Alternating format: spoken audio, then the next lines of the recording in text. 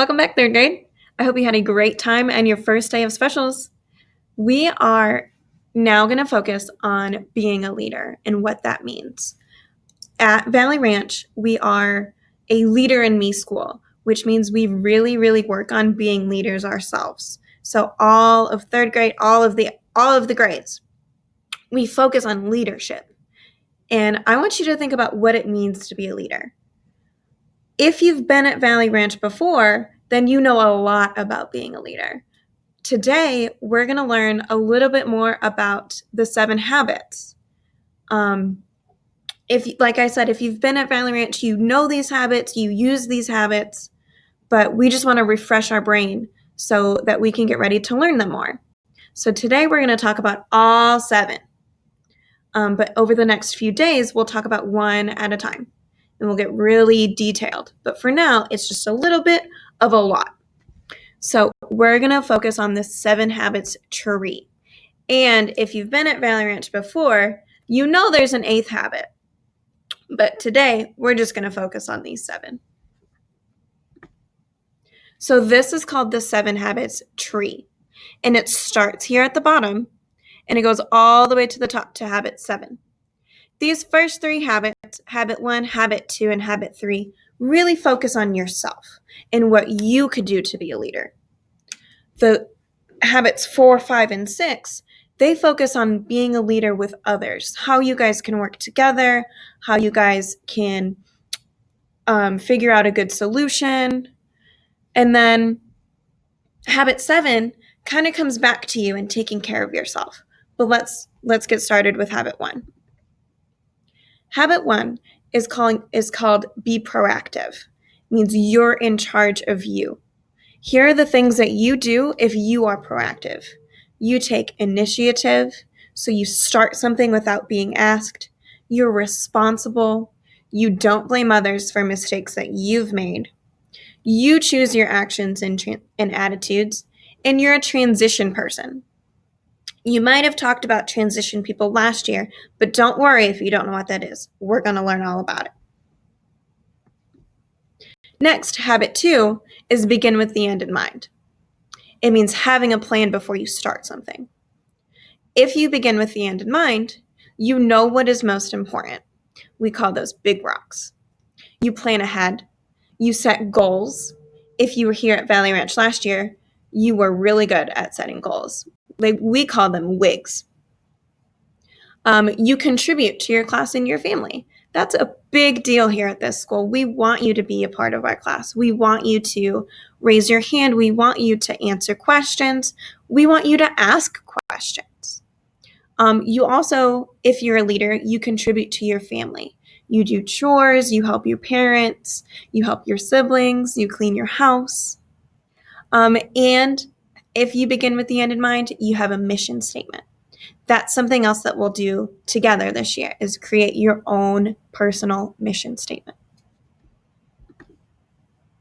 Habit 3 is called put first things first.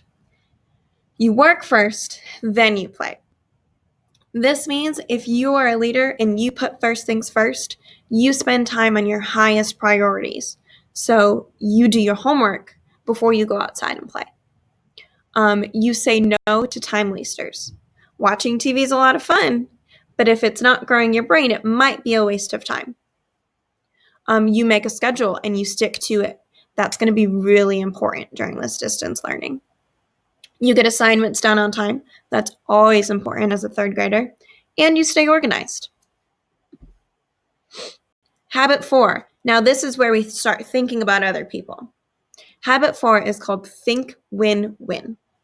So if you're a leader and you think win-win, then you are happy for other people when they do well. So if they beat you in something like a Kahoot or a game of soccer, you're excited for them. I do not put others down when I get what I want. So therefore, you're not trying to make this person lose so that you could win and you get what you want. If you're a leader, then you're thinking with other people. And if I win, then you can win and we both win. I balance courage for getting what I want with consideration for what others want. And you make deposits into others' emotional bank accounts. We're going to talk a lot about that on Friday this week. Emotional bank accounts. Habit 5, seek first to understand, then to be understood. Basically, that means listen before you talk. So if you're a leader and you seek first to understand, you listen with your eyes and your ears and your heart. You see things from others' viewpoints. You listen without interrupting. That can be a tough one sometimes. You look other people in the eye while you're talking, and you voice your ideas and you're confident about them.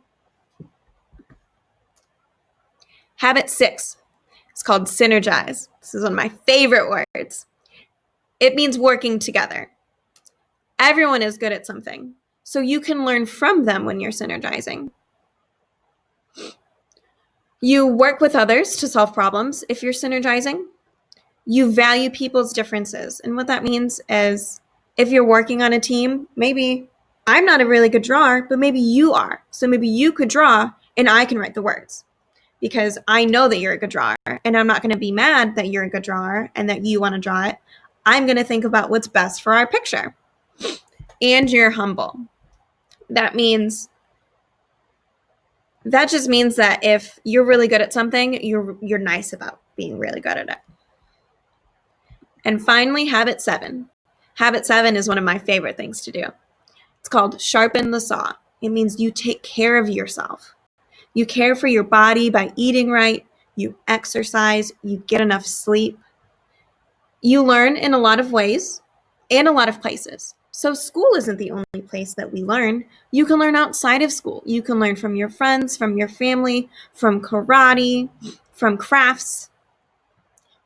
Spending time with your family and friends is a great way to sharpen the saw because you're caring for yourself and you're caring for your heart and you're making sure that you're happy. Find meaningful ways to help others. Helping others makes me feel good, and I hope it makes you feel good too. And the last one, if you're a good leader, you care for your whole self. You care for your heart and you care for your brain. You care for your body. Making sure all of those things are taken care of and that you're taking care of yourself is the first and the best way to be a leader. Because if you help yourself, then you can help others too.